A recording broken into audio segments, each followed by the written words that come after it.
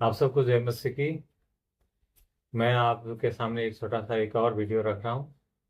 ये वीडियो विश्वासियों को बाइबल के बारे में सिखाने के लिए है। जो विश्वास नहीं करते अन्य लोगों के लिए ये वीडियो नहीं है। आज का विषय ये है कि मैं दानियल उसके 9 अध्याय का कुछ पदों को आपके बीच में रखना चाहता हूँ। यहाँ पे दानियल उसका 9 अध्याय का 3 पद से 6 पद तक मैं पढ़ना चाहता हूँ। अतः मैंने यहोवा परमेश्वर की ओर अपना मुंह किया कि उपवास के साथ टाट पहनकर और राख में बैठकर तथा गिड़गिड़ा कर प्रार्थना करते हुए इसकी खोज करूं। और मैंने अपनी परमेश्वर यहोवा से प्रार्थना की।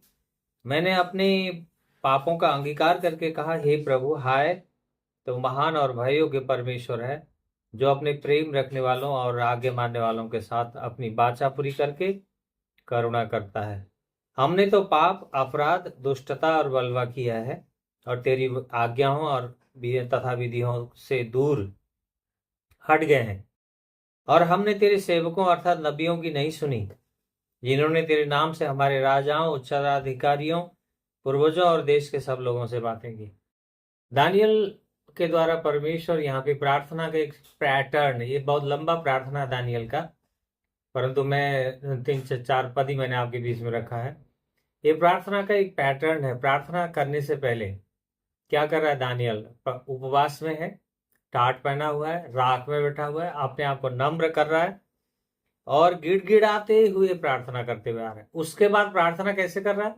सर्वप्रथम वो अपने पापों को अंगीकार करता है, अपने पापों को मानता है और उसके बाद पापों का अंगीकार करने के बाद वो क्या कह रहा है? परमेश्वर के गुणों की महिमा कर रहा है। परमेश्वर क्या है? महान है, भय योग्य है, जो अपने प्रेम रखने वालों और आज्ञा मानने वालों के साथ अपनी वाचा पूरी करके करुणा करता है।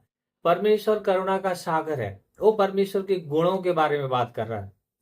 देखिए कैसा एक प्रार्थना का एक पैटर्न परमेश्वर ने यहाँ दानियल के द्वारा रखा है। उसके बाद क्या करता है? तो उसके बाद अपने ही नहीं, सारे लोगों की, देखिए कैसे लिखा है उसने 5 पद में, हमने तो पाप, अपराध, दुष्टता और बलवा किया, तेरी आज्ञाओं तथा विधियों से दूर हट गए। हमने, वो अपनी तक सीमित नहीं रहा, वो संपूर्ण इस्राएली लोगों और सारे उसके अपने देश के सारे लोगों के लिए मध्यस्थता की प्रार्थना करा। हमने पाप किया, हमने बलवा किया, हमने विद्रोह किया, हमने तेरी विधि और आज्ञाओं को नहीं माना, हमने तेरी नबियों की नहीं सुना। आज क्या हो रहा है? आज भी तो यही हो रहा है। हम उसकी क्या सुन रहे हैं? इस अंत के समय में परमेश्वर पिता अपने पुत्र के द्वारा बात करता है। इब्रानियों 1 और 2 पद अगर पढ़ें तो वहां पे बात करता है इब्रानियों के लेखक, प्राचीन काल में परमेश्वर ने नबियों और भविष्यवक्ताओं के द्वारा बात किया, लेकिन अंत के समय में अपने पुत्र के द्वारा बात किया।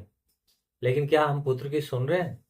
क्या हम उसके वचन के अनुसार उसके चरणों में बैठ करके नम्र करते हुए हमारे हृदय को जोत करके, तोड़ करके एकदम ऐसा भूमि बनाए जहां परमेश्वर का वचन कार्य करे, हम नम्रता से झुकने वाले और इस तरह से परमेश्वर के पास आए एकांत में? यीशु मसीह ने भी कहा, अगर हम मत्ती वाणी उपदेश से मत्ती 6 अध्याय में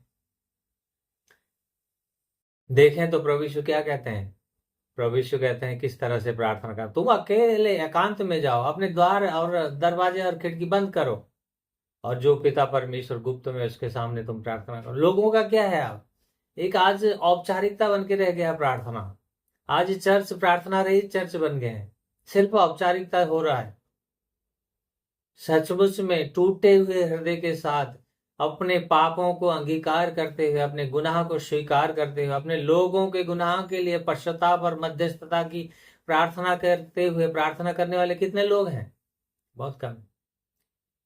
मेरे प्रिय भाई बहनों, यदि आप सोचते हैं आप मसीह के हैं, यीशु मसीह की आत्मा आप में काम कर रही है, तृतीय परमेश्वर के चुने हुए व्यक्ति आप और हम हैं, तो हमारे कर्तव्य है कि हम परमेश्वर के इस वचन अनुसार क्या करें?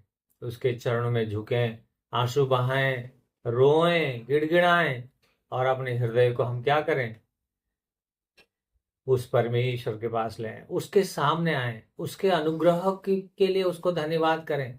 अपने पाप और अपने सारे गुनाह को कबूल करते हुए हम परमेश्वर के साथ एक नया रिलेशन को स्थापित करें। हम सम अपने जीवन के हर एक विषय में हम उस महान परमेश्वर को कृतज्ञता के साथ, धन्यवाद के साथ, हमारी विनती, हमारी प्रार्थना, हमारे निवेदन हम उस परमेश्वर के उस हजूरी में, उस अनुग्रह के वेदी के सामने हम अर्पण करें, क्योंकि इसके अलावा कोई रास्ता नहीं। मनुष्य रोटी से न खाए कुछ समय जीवित रहेगा, पानी ना पिए कुछ समय जीवित रहेगा, परंतु अगर सांस ना मिले, ऑक्सीजन ना मिले, कितना समय जीवित रहेगा आप जानते हैं।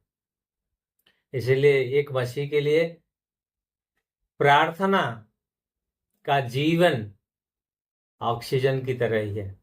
यदि मसीह तो हैं हम, प्रार्थना का जीवन नहीं है, उसके वचनों के साथ, उसके यीशु मसीह के साथ व्यक्तिगत हमारा रिलेशन, संबंध नहीं है निकटता का, तो फिर हमारा बचना मुश्किल है। हम धीरे धीरे कहीं किसी दूसरे डायरेक्शन की ओर जा रहे हैं। इसी कारण ध्यान रखिए, मैं आपका ज़्यादा समय नहीं लूँगा, मैं इतना में ही समाप्त करना चाहता हूँ। इसमें बहुत से बातें हैं, लेकिन मैं फिर से आपके बीच में आऊँगा। लेकिन ध्यान रखिए, हम कौन सी प्रार्थना कर रहे हैं, कैसी प्रार्थना कर रहे हैं, कैसी मनस्थिति के साथ हम यीशु के पास आ रहे हैं। क्या हम नम्र होते हुए, हम देखिए, हृदय टूटेगा तो दर्द तो होगा ही।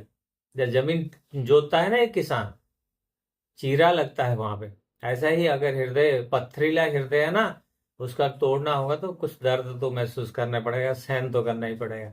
इसलिए ध्यान रखिए, परमेश्वर भला है, परमेश्वर करुणा करता है, मगर उस दयालु परमेश्वर की करुणा का भी एक स्तर है। हम ऐसा ना करें वो दया और करुणा करते रहे और हम उससे दूर भागते रहें, हम उससे दूसरे दिशा में चले जाएं, तो ये नहीं हो सकता। हम मसीह हैं तो हम मसीहों को परमेश्वर के सानिध्य में आना ही होगा, धन्यवाद करना ही होगा। Thank you. जय मसीह की।